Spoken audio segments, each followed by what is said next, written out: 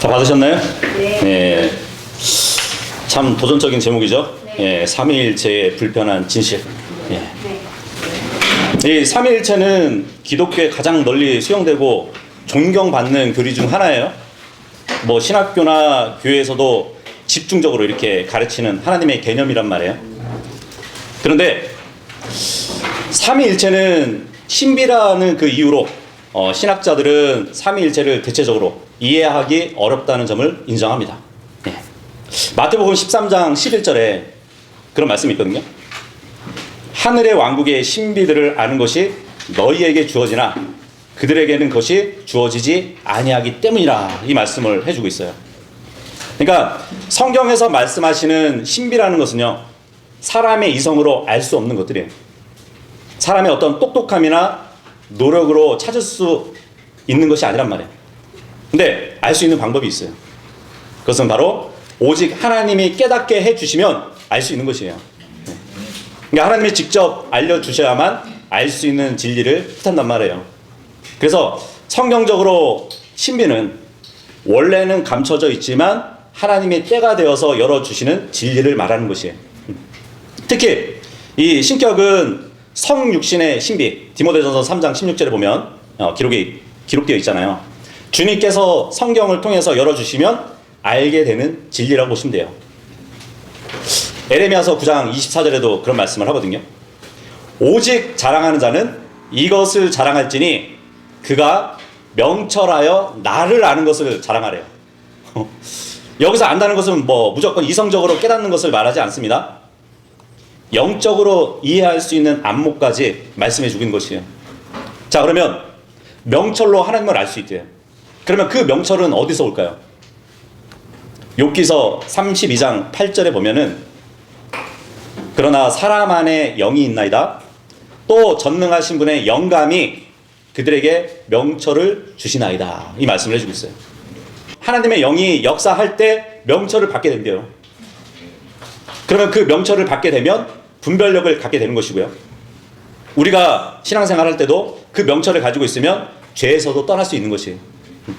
그런데 그것 말고는 지식을 아는 것도 명철이라고 성경은 말씀해 주고 있어요. 이게 욥기서 38장 4절하고 5절도 보시면 주님이 욥에게 이렇게 말씀합니다. 내가 땅의 기초들을 놓을 때 너는 어디 있었냐고. 만일 네가 명철이 있다면 분명히 밝히라고. 명철이 있으면 밝힐 수 있대요. 만일 네가 안다면 대답하라고. 명철이 있으면 알 수 있대요. 누가 그것에 치수들을 부여하였느냐? 아니면 누가 그 위에 측량줄을 펼쳤느냐? 명철이 있다면 밝힐 수 있다고 성경은 말씀해 주고 있는 것이에요. 예. 그리고 잠언서 14장 6절에도 보면 경멸하는 자는 지혜를 구해도 그것을 발견하지 못하느니라. 그러나 지식은 이해하는 자에게 쉬우니라. 이 말씀을 해주고 있어요. 자, 그러니까 신비는 주님이 열어주시기까지는 알 수 없는 진리지만 우리는 지금 완성된 66권의 하나님의 말씀을 가지고 있어요. 그죠? 지금 66권의 모든 하나님의 계시에 성경이 우리 손에 있단 말이에요. 그렇다면 하나님에 관한 신비는 당연히 주님께서 우리에게 주신 성경으로 열어주셨다고 믿는 것이에요. 다만 우리가 이제 주님을 알고자 할 때는 어떤 과학적으로나 철학적으로 접근해서는 안 되고요. 성경의 문맥으로 파악하고 말씀과 말씀으로 교차하면서 우리가 살피고 그 진리의 균형과 조화를 깨지 않는 한에서 순수하게 믿으면 우리는 그 진리의 지식을 쉽게 이해할 수 있는 것이에요. 자, 그런데 그 진리를 깨달을 수 있는 자격이 있어요.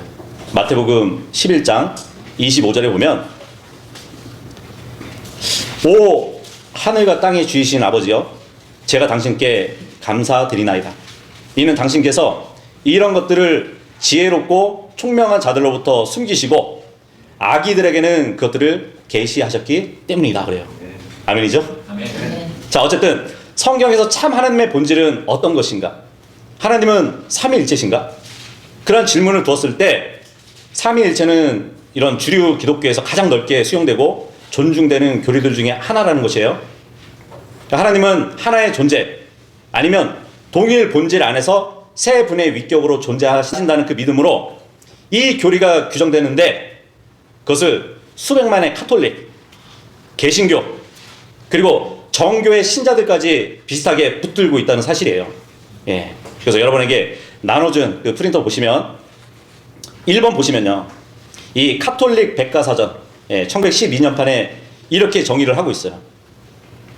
이 삼위일체 믿음을 기독교 신앙의 중심 교리라고 부른다. 예, 그렇게 정의를 해주고 있습니다. 그러나 사실 이 삼위일체는 많은 혼란의 근원이 되기도 해요. 그런데 삼위일체 교리는 매우 신성하고 근본적인 것으로 간주되고 있기 때문에 많은 교회, 종교 기관은 그것을 진실한 기독교인이냐 아니냐를 규정하는 마치 이 리트머스 시험지로 여기고 있는 것이에요. 거기 2번도 보시면 성인들을 위한 카톨릭 교리 문답서라고 있습니다. 거기에는 어떻게 되어 있냐면, 삼위일체 교리는 카톨릭 신앙의 중심 가르침이다. 그것을 믿음으로서만 사람은 기독교의 바른 중심 가르침을 이해하고 분명히 믿을 수 있다. 삼위일체를 믿는 믿음이 없이는 그리스도의 신비를 확실히 믿기란 불가능하다. 삼위일체를 믿지 않고는 누구도 영생의 의미를 이해할 수 없대요. 그리고 인도하는 은혜도 알 수 없대요. 왜냐하면 은혜와 영생은 삼위일체적 생명 안에서 공유되는 것이기 때문이라, 이렇게 기록이 되어 있습니다. 근데 이 교리 문답서가 분명히 하는 것은 로마 교회의 입장이라는 것이에요.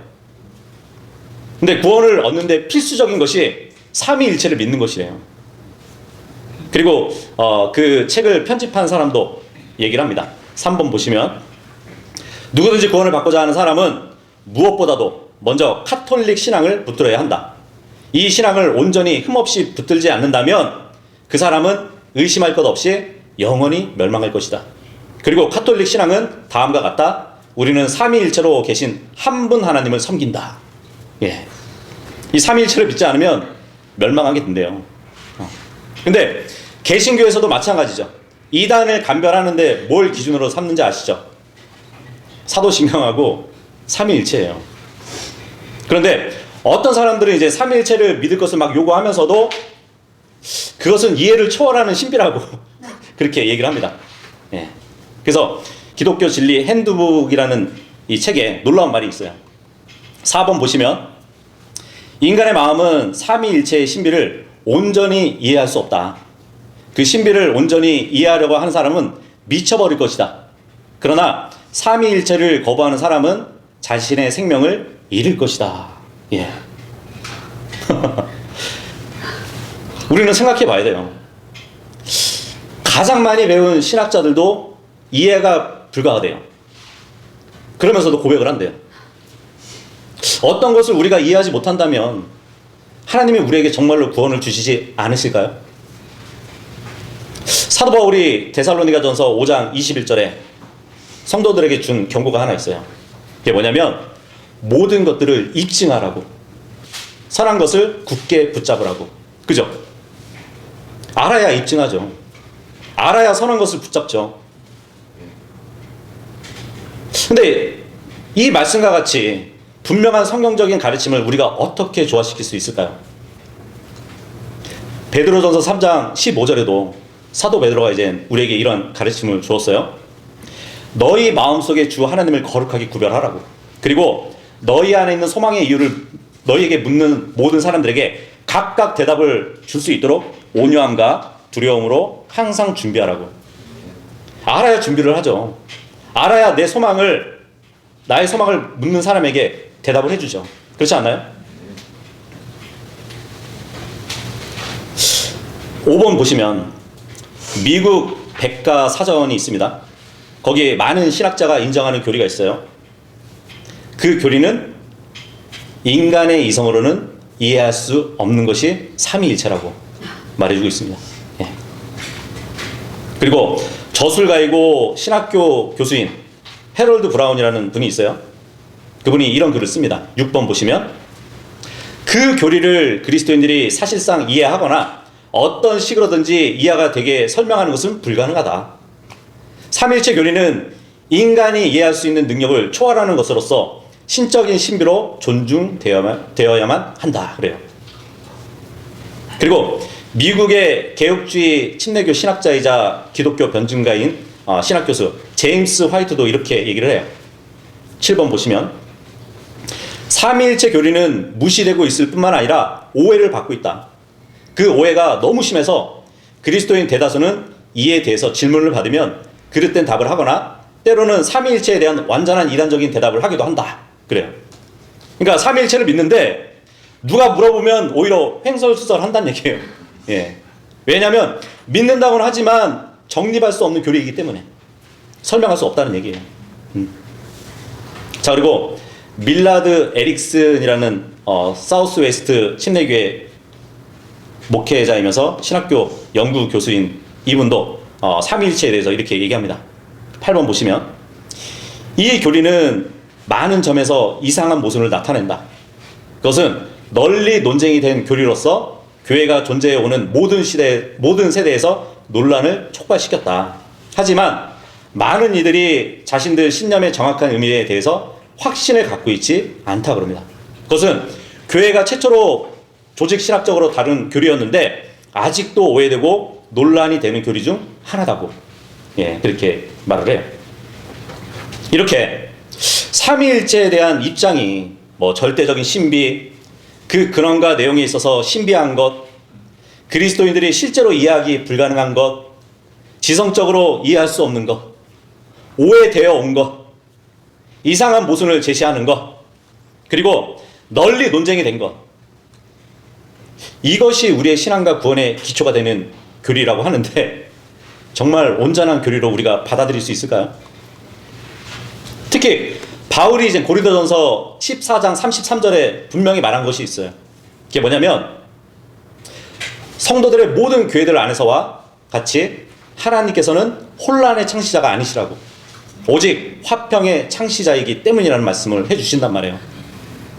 이 말씀을 우리가 고려한다면 정말 삼위일체 교리는 이상한 일 아닌가요? 만약 신학자들과 교회 목양자들이 그 중요한 교리를 이해할 수 없다고 한다면 그렇게 특이한 신념을 대할 때 무언가 심각한 문제가 있다고 우리는 말할 수 있을 것이에요. 다시 한번 우리는 하나님의 본질을 어떻게 이해할지 생각해 봐야 돼요. 이 삼위일체처럼 널리 알려져 있고 대중적인 가르침이라면 정말 성경적이어야 된단 말이에요. 그렇지 않나요?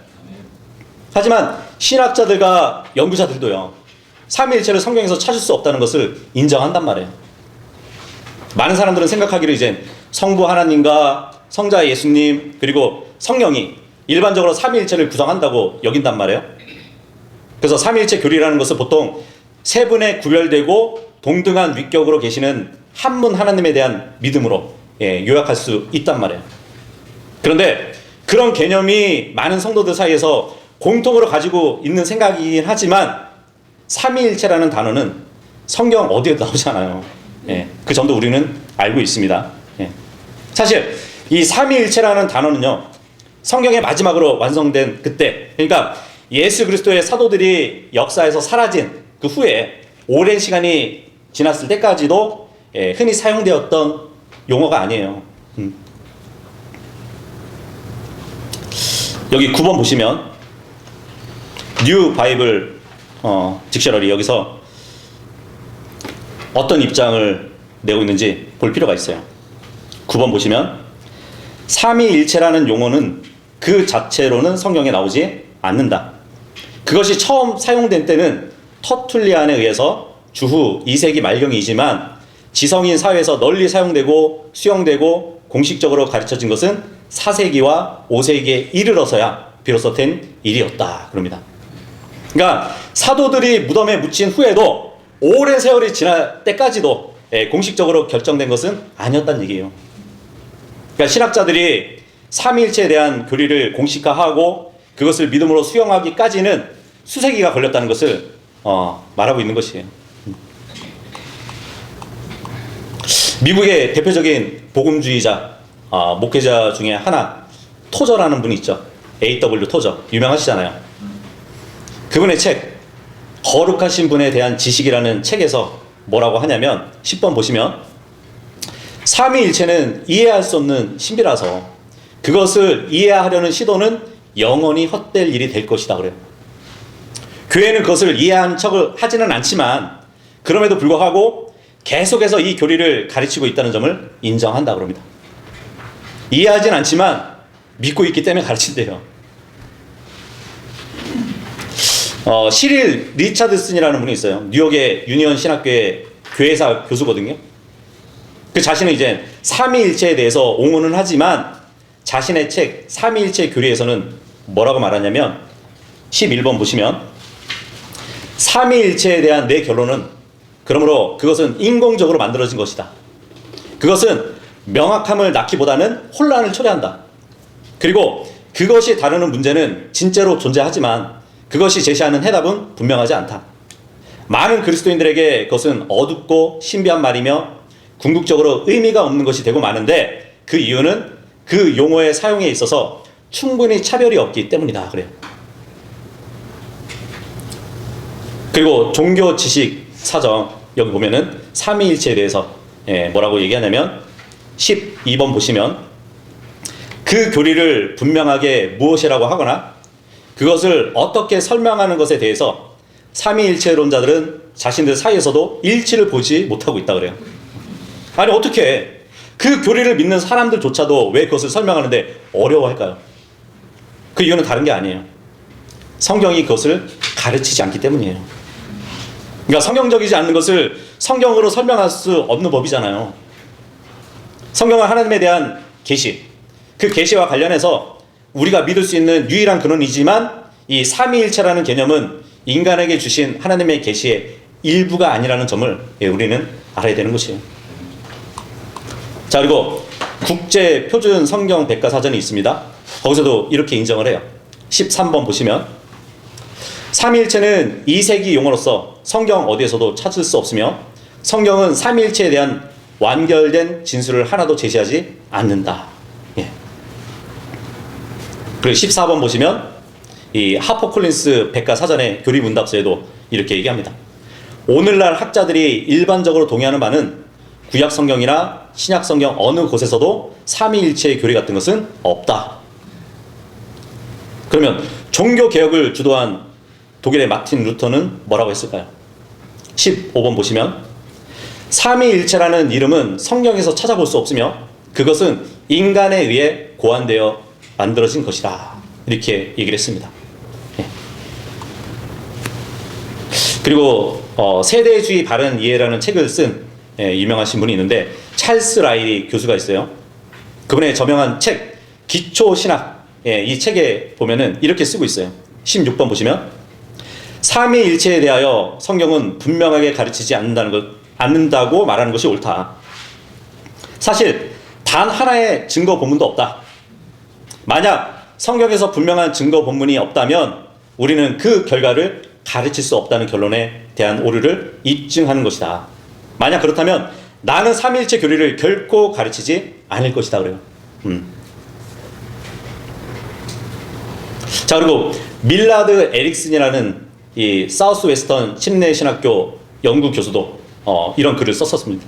17번 보시면 삼위일체의 가르침은 성경적인 사상에 있지 않지만 성경적 사상이 헬라 사상이라는 외부의 틀로 밀려 들어왔을 때 일어났다. 그러므로 삼위일체 교리는 성경이 하나님에 대하여 말하는 것을 넘어가고 왜곡하는 것이다. 그럽니다. 이어서 18번 보시면 셀리 거트리어라는 콜롬비아 신학교 교수가 이런 글을 썼어요. 성경은 삼위일체 교리에 대해서 가르치지 않는다고. 삼위일체라는 말도 세 위격으로 계시는 한 분이나 한 분 안에 세 위격이란 말도 하나님의 본질 그리고 세 위격 그 어느 것도 성경적인 용어가 아니다고 그럽니다. 예. 그 교리의 언어는 고대 교회가 고전 헬라 철학에서 가져온 언어다 그래요. 이렇게 많은 학자들과 신학자들이 인정하는 것처럼 삼위일체는 성경에는 없는 말이지만, 그렇죠? 성경에는 없는 말이라면 그것이 어떻게 그토록 중요한 가르침으로 간주되어 왔을까요? 신학교 교수 로저 올슨이라는 사람하고 크리스토퍼 홀이라는 이 사람들도 이제 삼위일체에 대해서 이렇게 얘기를 합니다. 19번 보시면 성경 어디에도 분명하고 모호하지 않게 언급된 것은 없다 그러면서 이 삼위일체는 수수께끼라고 얘기를 해요. 이렇게 삼위일체가 성경에 명확하게 언급되지 않는다면 왜 그처럼 중요하게 되었을까요? 이 삼위일체 교리회가요, 성경의 완성이 된 이후에 수세기 동안에 어떻게 수용되어 왔는지 아는 사람은 별로 없어요. 하지만 그 뿌리는요, 역사 속에서 훨씬 더 과거로 거슬러 올라간다는 것을 알 수 있어요. 이 역사 기록에 따르면요, 예수님과 신약 성경 기록자들이 예언한 것과 같이 다양한 이단적인 사상과 가르침이 초기 교회에도 들어왔었어요. 외부로부터 그 안으로 유입되었던 그러한 사실이 기록이 있단 말이에요. 예수님이 죽으시고 부활하시고 난 한 20년 지난 후에 이 사도 바울이 이제 많은 사람들이 다른 복음으로 이미 돌아섰다는 기록을 갈라디아서 1장 6절에 말씀하거든요.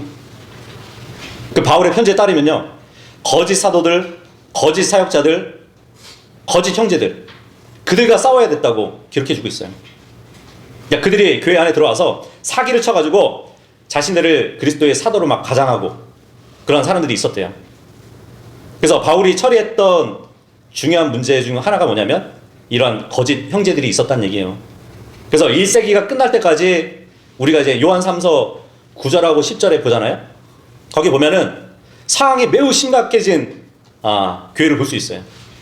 거짓 사역자들이 공개적으로 이제 막 사도 요한에게서 온 형제들을 영접하기를 거부했던 그 기록이 있거든요. 진실한 그리스도인들을 교회에서 쫓아냈다는 얘기예요. 그러니까 하나님의 진실한 종들은 주변으로 밀려났고요, 스스로 그리스도인이라고 부르는 사람들 사이에서 소수의 무리로 흩어져 버렸어요. 그 이후로는 이제 고대의 이교도의 뿌리를 둔 그 개념, 그 사상을, 그 간섭을 타협을 하면서 교회로 가지고 들어온 거예요. 그래서 다른 종교가 예수 그리스도에 의해서 세워진 신앙을 막 점유하면서 바꿔버렸던 것이에요. 그렇게 종교를 서로 섞는 것을 혼합주의라고 하잖아요. 그죠? 바울 당시에 로마 제국에서는 흔한 일이었단 말이에요. 혼합주의가. 이렇게 매우 다른 교회는 권력과 영향력이 중대되어 가지고 겨우 두세 세기 만에 강력한 로마 제국마저 지배했던 그러한 일이 있었던 것이에요. 그런 상황 속에서 삼위일체가 출현하게 된 것이에요. 예수님이 사역하시고 죽으시고 부활하신 이후에 초기에 10여 년 동안에, 그리고 그 이후 두세기 동안에 이 다양한 사상들이 예수님의 진정한 본성을 설명하려고 출현을 했다는 얘기예요. 그분은 정말 사람이었나? 그분은 정말 하나님이셨나? 그분은 사람처럼 보인 하나님이셨나? 그분은 단지 환상이나 영으로만 보이셨나? 그분은 사람이셨는데 나중에 하나님이 되신 건가?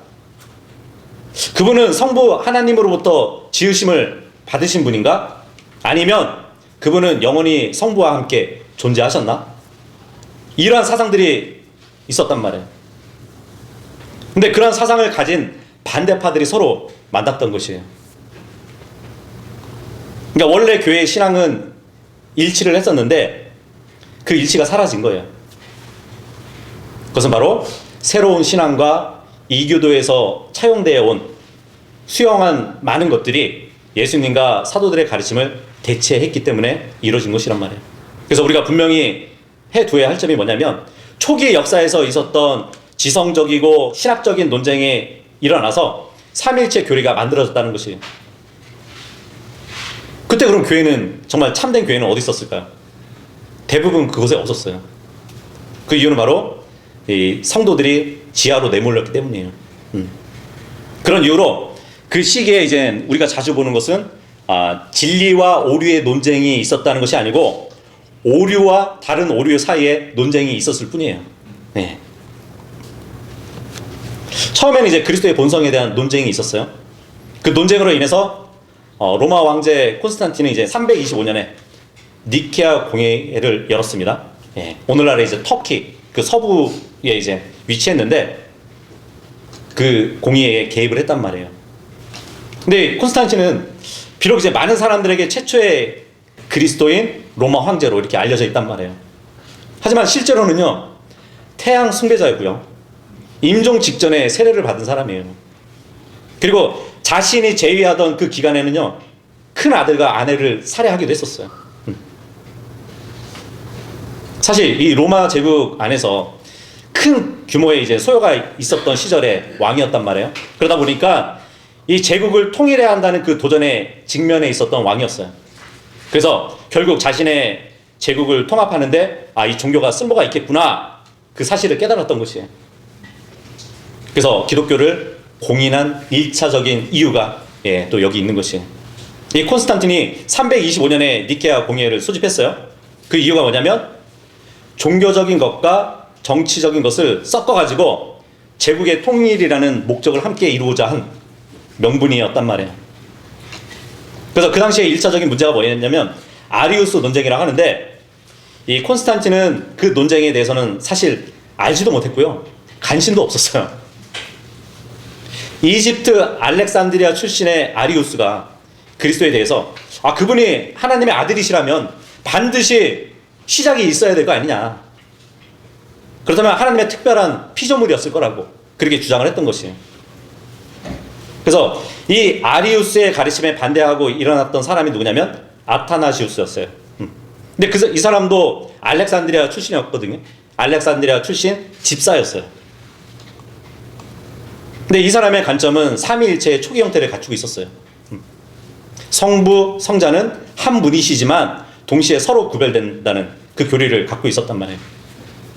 그래서 이 교회의 공예가 어느 관점을 받아들이는 것인가에 결정하는 것은 크게 보면 이제 임시적이었다는 것이에요. 그래서 그리스도에 대한 아타나시우스의 삼위일체 관점에 동의하는 사람들은 이 당시에는 별로 없었어요. 또 콘스탄틴은 황제였잖아요. 비록 그리스도인은 아니었지만 교회의 교리를 결정하는 특별한 위치에 있었거든요. 그래서 결국 황제의 승인을 받아가지고 그 공의회는 아리우스의 견해를 배척하고요, 아타나시우스의 관점을 인정하게 된 것이에요. 근데 그 견해를 받아들이는 사람들도 소수 견해였다는 얘기예요. 이 교회는 그 시점 이후로 그 교리를 공식적으로 지지하는 이상한 위치에 남겨지게 된 것이었단 말이에요. 그러니까 니케아 공의회의 결정은 그 의회에 참석한 소수의 사람들에 의해서만 지지를 받았다는 얘기예요. 어쨌든 삼위일체 교리가 공식적으로 받아들이게 될 토대는 이제 놓여지게 된 것이라고 볼 수 있겠죠. 그런데 그것은 예수 그리스도의 죽으심과 부활이 지난 지 3세기 이후에 일어난 비성경적인 가르침이었음을 알아야 되는 것이에요. 시간이 또 흘렀어요. 이제는 성령의 본질에 대한 니케아 공의회가 또 열립니다. 수정 세대주의자로 알려진 이 라이리 교수도 이렇게 얘기를 해요. 20번 보시면 4세기 후반부에 3명의 신학자들이 소아시아의 가파도기아에서 와서 삼위일체에 대한 구체적인 모습을 제시했다 그럽니다. 그러니까 그들이 제안한 생각은 아타나시우스의 관점보다 한 걸음 더 나간 것이었어요.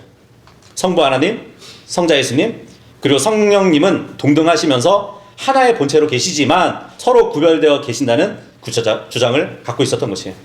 그러니까 결과적으로 보면 성령도 하나님과 동일한 한 위격으로 이 아타나시우스의 신조에 갑자기 추가가 된 것이란 말이에요. 근데 놀라운 것은 그들 모두가 그리스 철학으로 단련된 사람들이었다는 것이에요. 당연하게 그 철학이 그들의 신념에 분명히 영향을 끼쳤을 거란 말이에요. 그렇다면 우리는 여기서 알 수 있듯이 이 삼위일체 교리에 끼친 영향이 그리스 철학에 있다는 것을 볼 수 있다는 것이에요. 그래서 참 재밌는 것은 성경 골로새서 2장 8절의 말씀이 뭐라고 되어 있냐면, 어떤 사람도 철학과 헛된 속임수로 너희를 약탈하지 못하도록 경계하라, 이 말씀을 해주세요. 철학과 헛된 속임수로 약탈하지 못하도록 경계하래. 그러면서 다음 이어지는 구절이 뭔지 아세요? 이는 그분 안에는 신격의 모든 충만함이 몸의 형체로 거하시기 때문이라고 그래요. 많은 역사가들과 종교학자들 중에 어떤 이들은 이제 4세기에 삼위일체 교리가 발전하고 받아들이는 일은 그리스 철학이나 플라톤 철학의 영향이 있었다고 주장을 합니다. 자, 그러면 그러한 철학이 무엇을 담고 있는지, 그리고 삼위일체 교리에 대해서 어떤 영향을 끼쳤는지 우리는 알아야 될 것이에요. 자, 우리는 유명한 그리스 철학자 플라톤을 알죠? 이 플라톤부터 살펴보도록 하겠습니다. 이 플라톤은 신성한 3인조를 언급했어요. 하나님, 이데아, 세계정신. 이 이데아라는 것은 물질이 아니고 완전한 이성을 얘기하는 것이에요. 이렇게 세 가지를 믿었어요. 그래서 플라톤이 21 보시면 이 3인조를 설명하거나 조화를 이루는 것은 어디에도 없다고 이렇게 얘기를 합니다. 그런데 이 말을 가지고 그리스 사상가들이요, 플라톤의 개념을 세련되게 다듬어 가지고 그들을 세 가지 본질이라고 불렀던 것이에요. 최고의 신 또는 유일하신 분에게서 마음의 생각이 나오고 영혼이 나온다고, 이분설, 영혼이 나온다고 하면서 그것은 별개의 것이면서 하나로 연합되어 있다고 이렇게 표현을 하는 그러한 내용을 갖고 있었어요.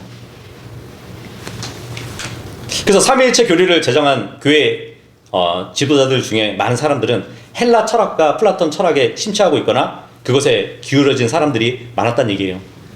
그들이 삼위일체에 대해서 설명하고 그 뜻을 규정할 때 사용했던 언어는 사실 플라톤과 그리스 철학자들이 했던 그 말을 차용한 것들이었단 말이에요. 그래서 삼위일체 그 용어 자체도 성경적이지 않다는 것을 우리는 알아야 돼요. 이 플라톤의 용어 중에 보면은 트리아스라는 게 있어요. 셋이라는 말이에요. 그것이 라틴어로 트리니타스 이렇게 번역이 되었고요. 이것이 영어권으로 넘어오면서 트리니티가 된 것이에요. 그 용어로 이제 고착되었던 것이죠. 그래서 삼위일체를 믿는 많은 사람들이 정말 놀라고 경악할 수 있는 일이 또 있어요. 이 기독교가 일어나기 오래전부터 신들은 삼위일체나 삼인조로 존재했다는 사상이 있었다는 것이, 그 증거는 문서로 넘쳐나요. 고대 세계에서 많은 지역과 많은 종교 중에서요, 신의 삼위일체를 어떻게 믿었는지를 보여준다는 얘기예요. 거기 22번 보시면 수메르 신화예요. 거기 보면 우주는 세 지역으로 나누어져 있으며 그 각각을 다스리는 신이 있다. 아누는 하늘을 차지했다. 땅은 엔릴에게 주어졌다. 에아는 물의 주관자가 되었다. 그들은 위대한 신의 3인조를 이룬다. 자, 그리고 바빌로니아 신화에 보잖아요. 고대 바빌로니아 사람들은 삼위일체 교리를 알고 있었거나 아니면 한 신 안에 있는 세 위격을 알고 있었다고 볼 수 있어요. 23번 보시면 세 명의 통치자로 이루어진 복합적인 신처럼 보이는데 서로 동일한 지위를 가진 삼각형을 사용하면서 단일한 삼위일체의 상징을 나타냈다라는 기록이 있어요.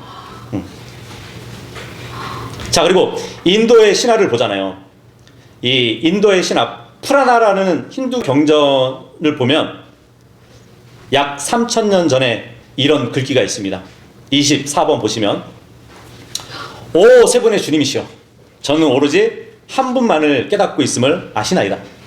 그러니 당신에 대해서 제게 알려주시어 진정한 삼위일체를 알게 하소서. 그러면 제가 그분께만 저의 경배를 드리겠나이다. 그 세 분의 신은 브라마, 비시누, 그리고 시바 또는 쉬바인데 그에게 나타나서 이렇게 응답했다. 예배자여, 우리 사이에는 어떤 차별도 없다는 것을 알아라. 내게 그렇게 보이는 것은 외형뿐이니라. 세 가지 형태로 나타내는 한 분은 창조, 보존, 그리고 파멸의 행위 때문이다. 하지만 신은 한 분이시니라. 예. 삼위일체죠. 자, 그리고 그리스 신화를 보자고요. 기원전 4세기에 아리스토텔레스는 이렇게 얘기를 했어요. 25번. 만물은 삼이다. 삼이 만물이다. 우리는 신을 예배할 때 이 수를 사용하는 것이 좋다. 왜냐하면 피타고라스가 말한 것처럼 만물과 모든 것은 삼으로 묶여 있다. 그것은 마지막, 중간, 그리고 처음이 만물 안에 이 수를 가지고 있기 때문이다. 그리고 이 세 가지가 삼위일체의 수를 구성한다 그래요. 자, 이집트 신화를 볼까요? 아문에게 바치는 찬송이 있어요. 거기 보시면 아문이 있기 전에 어떤 신도 없었고 모든 신은 아문, 레, 그리고 푸타라는 셋이며 그들 중에 열등한 이는 없다. 같은 위격이라는 얘기겠죠. 그의 이름은 아몬으로 감춰져 있는데 그는 얼굴은 레이며 그의 몸은 푸다다. 예. 뭐 어떻게 생겼는지 형상할 수 없겠네요. 이것은 삼위일체를 가리키는 것이에요. 이집트에서 으뜸가는 세 신이고요. 그들은 아몬 안에 포함된다고 합니다. 예. 분명히 복수의 신이 유기적으로 하나로 연합되어 있다는 개념, 이런 표현을 가진 특이한 출현이 있었다는 것이에요. 그러니까 신학적으로 아직 세련된 형태는 아니지만 그것은 훗날 복수의 삼위를 가진 유일신의 형태를 지닌 기독교와 놀라울 정도로 닮아 있는 것이에요. 그죠? 고대 이집트인들의 삼위일체의 종류를 딱 보면요, 오시리스, 이시스, 그리고 후루스가 있어요. 아멘, 무트, 그리고 콘수가 있고요. 크눔, 사티스, 그리고 아누키스, 이 삼위일체도 있어요. 뭐 그 외에도 많아요. 그래서 이스라엘도 이제 이집트 신화의 영향을 받았단 말이에요. 그래가지고 하나님이 출애굽시켰을 때 광야에 하나의 소를 딱 세우잖아요. 하나의 소를 세우면서 신들이라는 복수를 쓰고 있는 것이에요. 자, 그리고 필리스타인들과 전쟁을 가졌을 때 언약궤를 딱 앞세웠잖아요. 근데 이 필리스타인들이 언약궤를 보고 뭐라 하는지 아세요? 이스라엘 신들이 왔다 그래요. 뭐 그 외에도 이제 많은 지역들에서 자기들만의 신들의 삼위일체를 가지고 있어요. 그리스에서도 보면은 제우스, 포세이돈, 그리고 아노니스, 이 셋인. 그리고 페니키아인들도요, 울로모스, 울로스로스, 그리고 엘리온이라는 이 셋인 숭배했습니다. 뭐 로마는 주피터, 넵튠, 플루토 이렇게 섬겼고요. 근데 이것이 독일로 딱 가가지고 우단, 토르, 그리고 프리코라고 불렸어요. 특히 예수님이 살아 계셨던 당시에도요, 과거에 암살되었던 율리우스 시저가 성부로 불렸고요, 홀리파더. 그리고 그 당시에 재위했던 황제 자신을 성자라고 불렀어요, 폴리선.